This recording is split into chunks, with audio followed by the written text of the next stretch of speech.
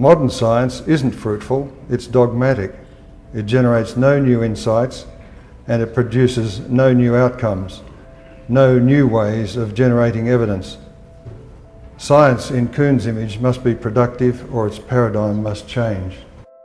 The academic obsession with a quote-unquote fuel for stars to quote-unquote burn is clearly an artifact of the energy barons' manipulation of academic theory with the funding, pure selection, and tenure processes under their influence or direct control. It profits them greatly for humans to blindly believe that in order to get energy to do our work, we must burn something, which they just so happen to own and sell at great cost financially and to our environment as well. Being that their current profits are astronomically higher than any time in recorded history, we immediately see how much they have to lose if mankind frees itself from their lies.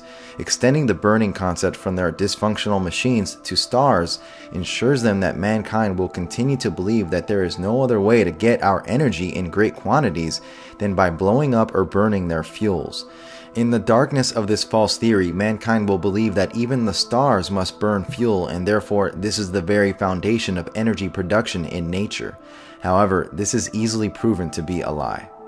Somehow or another, the sun is supposed to get the intense radiation from the center, from the core, out to the surface to give us the heat and light that we observe. And what we've found now is that one of the key links in that transfer of energy is missing. Of course, this prompts the question, what actually does transport the heat flux of a solar luminosity outwards? But a better question is, does sunshine come from within the sun? Popular ideas about the sun have not fared well under the tests of a scientific theory. The formulators of the standard sun model worked with gravity, gas laws, and nuclear fusion, but closer observation of the sun has shown that electrical and magnetic properties dominate solar behavior. For centuries, the nature of the sun's radiance remained a mystery to astronomers. The sun is the only object in the solar system that produces its own visible light. All others reflect the light of the sun. What unique trait of the sun enables it to shine upon the other objects in the solar system? Today, astronomers assure us that the most fundamental question is answered. The sun is a thermonuclear furnace. The ball of gas is so large that astronomers envision pressures and densities within its core sufficient to generate temperatures of about 16 million K, producing a continuous, controlled nuclear reaction. Most astronomers and astrophysicists investigating the sun are so convinced of the fusion model that only the rarest among them will countenance challenges to the underlying idea. Standard textbooks and institutional research, complemented by a course of scientific and popular media, ratify the fusion model of the sun year after year by ignoring evidence to the contrary. It seems that the sun does not even quote-unquote respect gravity, the mass of charged particles expelled by the sun as the solar wind continues to accelerate beyond Mercury, Venus, and Earth. Solar prominences and coronal mass ejections do not obey gravity either, nor does sunspot migration, nor does the movement of the atmosphere, since the upper layers rotate faster than the lower, reversing the situation predicted by theory, while the equatorial atmosphere completes its rotation more rapidly than the atmosphere at higher latitudes, another reversal of predicted motion. If the sun's atmosphere were subject only to gravity and the hot surface, it should be only a few thousand kilometers thick instead of the 100,000 kilometers or more that we measure. Even the shape of the sun defies the expectations of theory. The revolving sun should be an oblate sphere, but it is a virtually perfect sphere, as if gravity and inertia have been overruled by something else. David Talbot. The nuclear furnace myth of the sun was created to support energy baron profits and control. This in turn invalidates all tokamak fusion reactors based on the idiotic theory that the sun is a nuke furnace, meaning that 48 billion and more of taxpayer money has been wasted on this fraud called nuclear fusion. This is how the racket is run. The powers that be fund all this worthless quackademic science in order to keep you paying for energy, which should be practically free in all its applications. Their slave system of backwards explosion-based technologies ensures them that we keep paying for their fuels, fighting their dirty lying wars, and enriching the subhuman filth who profit from these demonic world-destroying activities. The following video is a segment taken from a Disney production entitled The Bell Laboratory Science Series, which consisted of 9 television specials made for the AT&T Corporation that were originally broadcast from 1956 to 1964. The specific film in the series was called Our Mr. Sun. The film was first broadcast on November 19, 1956 at 10 p.m. to an audience estimated at 24 million viewers in the US and Canada, which was considered very successful at the time. Considering Walt Disney's blatant connection to Freemasonry, many over the years have pointed out and exposed how this so-called global leader in family entertainment has been nothing more than one of the most powerful brainwashing and indoctrination tools aimed at children in human history, nothing more than another mind control and propaganda arm of the New World Order. And so it is not surprising that Walt Disney was fully on board and used to propagate the nuke furnace model, as millions of kids were told that mankind understood what our sun really is and how it works. Regarding this particular propaganda from Walt Disney, Robert Otey states, Freemason Walt Disney is selling us the thermonuclear sun myth back in the 50s, which burns fuels just like our crappy explosion-based slave technologies. How nice for his energy baron buddies in the Masonic network. That way, nobody will look to nature for other causes. Nature does not use explosions like hydrogen bombs to power her stars. The electricity which fills all space is imploded through the poles of stars to generate electricity as discharge, which requires no fuels at all, just the opposite to our slave technologies owned by the energy barons. Nowadays, we know that this is an electric universe and that the sun is electric and not a nuclear furnace, as was falsely believed since the 30s.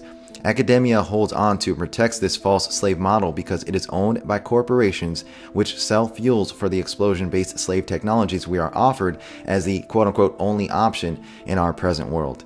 This entire explanation is pure science delusion and was never remotely believable. The nuke atom has been a myth since its idiotic inception and has been thoroughly debunked. For example, see D.B. Larson's The Case Against the Nuclear Atom. So once again, if these huge megalithic projects such as CERN, ITER are based on a faulty premise to begin with, and we know based on overwhelming evidence pointing to the fact that they've suppressed real technology and knowledge from mankind to solely benefit the ruling power structure and criminal global control, what are these projects really for? What is the true agenda? This is the question we need to ask. We need to ponder these pertinent questions because a paradigm of true technology, true freedom, true knowledge that the ancients who understood electricity and magnetism and were masters of sound and frequency were well aware of is hidden right under our very nose. We know the answer not only to your energy, but to what makes other stars in the universe shine. Thermonuclear reaction. The key word that wound up the universe, thermonuclear. 8 to 5, they've made a hydrogen bomb.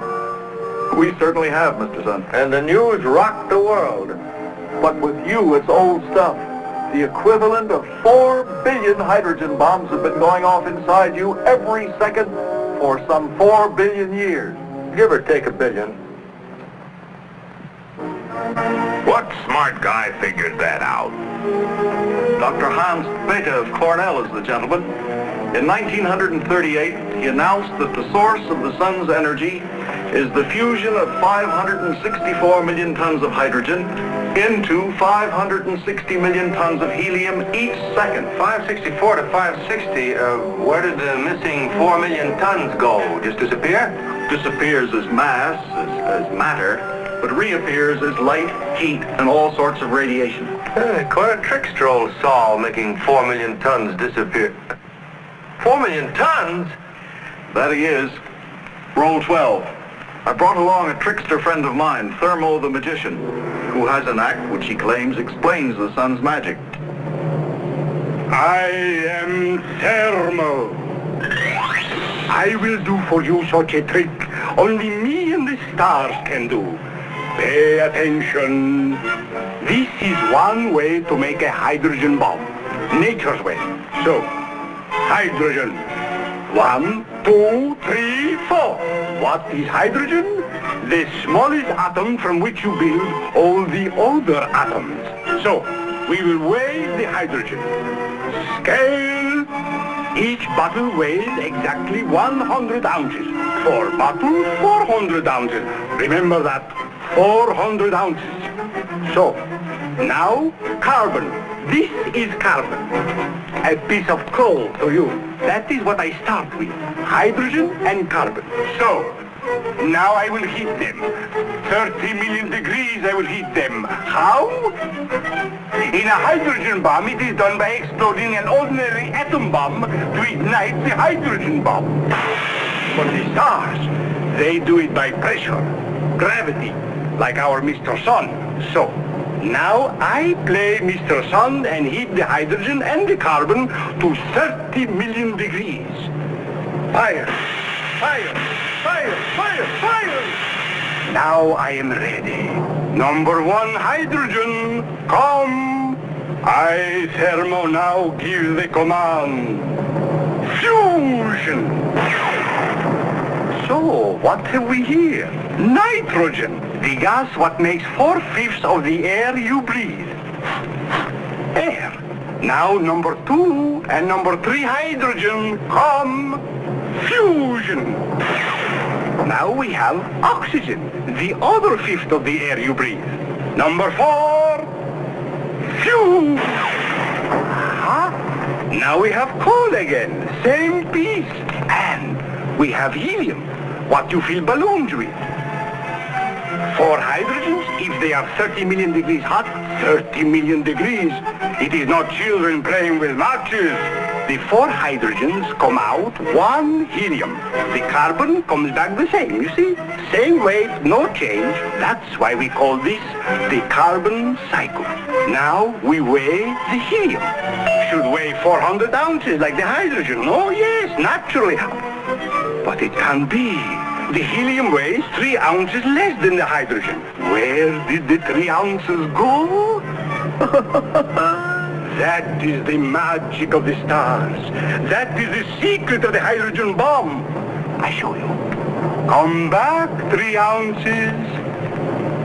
Here is where they went. They changed into...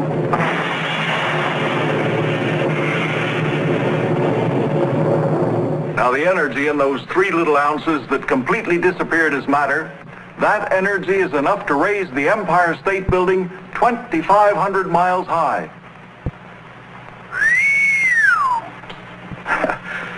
Now the carbon cycle, which is what Thermo just explained to us, is not the only way in which you can change hydrogen into helium plus energy.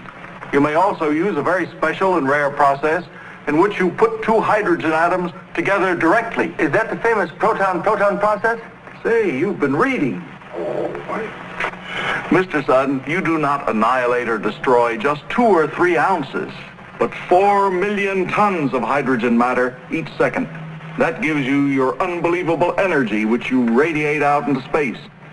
We think that originally you were a great loose cloud of gas, mostly hydrogen, being contracted by gravity. As you were compressed, the temperature went up, just as the air in a bicycle tire gets hotter and hotter as you pump it. Finally, the temperature in your core reached the necessary 30 million degrees needed to trigger the thermonuclear reaction. Presto, the furnace was lit, never to go out again as long as you live, Mr. Sun.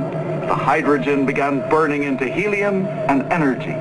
Gravity tries to compress you, burning hydrogen tries to expand you. The 2 forces just balance each other. Well, it's perfection itself, a furnace made of its own fuel, an immense continuous hydrogen bomb, operating at an even heat for billions of years. And today, instead of temples, rituals, and hymns to the sun, it's domes, gadgets, charts, and numbers. I'm demoted to a specimen, a pile of facts and figures. A big blob of mass holding little blobs of mass together with gravity instead of with love. I think you're all through. Who's all through? Earthman, he's had it. Why, you flaming idiot, I haven't even started yet. In worshiping me, ancient man was reaching for the great light beyond. But modern man, he's got all the answers. Well, dreams, they feel real while we're in them, right? It's only when we wake up that we realize something was actually strange.